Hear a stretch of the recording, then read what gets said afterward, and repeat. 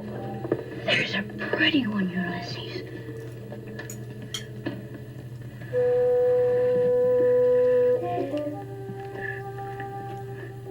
There it is. Hello, I'm Sean the Book Maniac. Welcome back to my channel. Here I am to tell you about the serendipity of first snow. During my reading on Saturday, June 1st, I was in the middle of a short story by a new-to-me writer who is quickly going to the top of my most fascinated by pile, Iyun Lee, and I am reading her short story collection, Gold Boy, Emerald Girl. And on Saturday, I was in the middle of her story, Kindness, which is, like I think most of Lee's work, deeply sad and beautiful in the most heartbreaking way. And it's about a unmarried female math teacher and her lieutenant during her year or two of army service has just died. She's decided not to go to the funeral, just like she ignored this lieutenant ever since she left the army 20 plus years ago. But she's remembering that Lieutenant Lee and her relationship with her in her time in the army.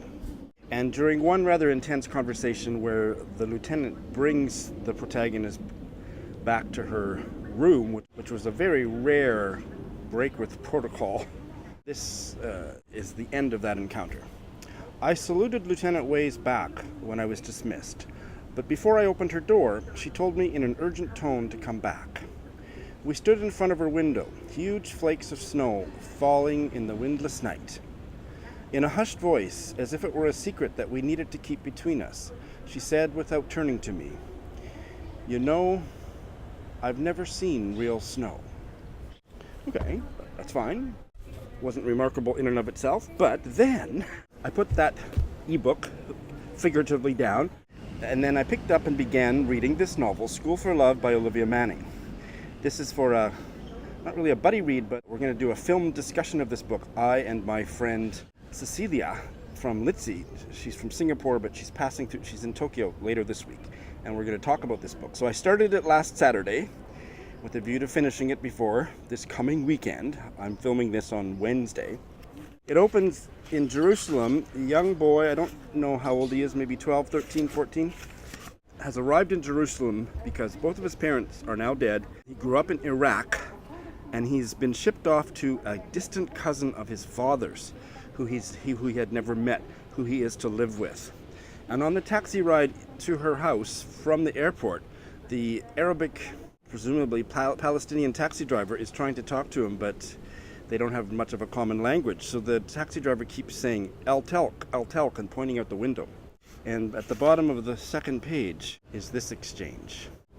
It was not until they had passed the first grey stone houses of Jerusalem that Felix saw the cause of the bitter cold in the air, and even then a moment passed before he realized what it was. "Snow!" he said suddenly. The Arab nodded, pleased, and said for the third time, "El Telk." It seemed to Felix he had seen snow before, but he could not remember when. He had heard of it, had seen pictures of it, but now the sight of it touched him like a primordial memory. He could scarcely see the city for looking at the snow. And so on. I thought, well, maybe it wasn't his first snow, but almost, or quite possibly his first snow. And it's like, in the space of 15 minutes, I'm coming across these two passages from very disparate literary sources. And so then I started, because I love that kind of serendipity, right?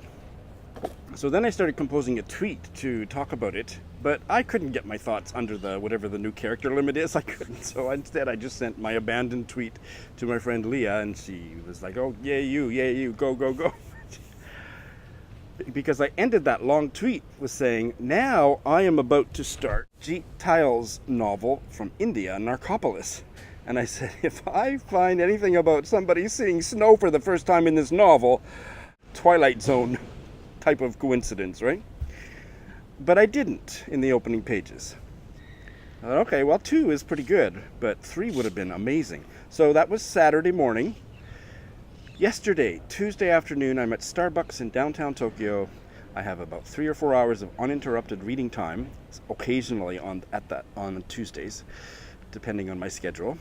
And I finished reading most of the first half of this novel, because this is going to be a video discussion between Natalie of My Reading Days and myself. And yesterday, on page 66, this is the relationship between the main character, one of the main characters, Hijra, named Dimple, and her mentor, Mr. Lee, who's Chinese and has been living in Bombay for years. And he has kind of taken her under his wing, and first to administer opium for her pain, and then for other reasons. Okay, so he's kind of imparting in his broken English his philosophy of life. So he said, here, meaning India, Bombay. He said, here, everything too fast, too loud, too crazy. Indians don't care for past, only care for now. They too busy thinking of food to think of tomorrow. So, you do what you want, do. Dare to dream. Dare to dream. You have to turning round like snowball, otherwise you don't become big. He had to explain to her what a snowball was. Okay, so, I don't know what it means, but I'm going to start 2 new novels today. Tommy Orange's There, and Aminata Forna's Happiness. Stay tuned. Wow.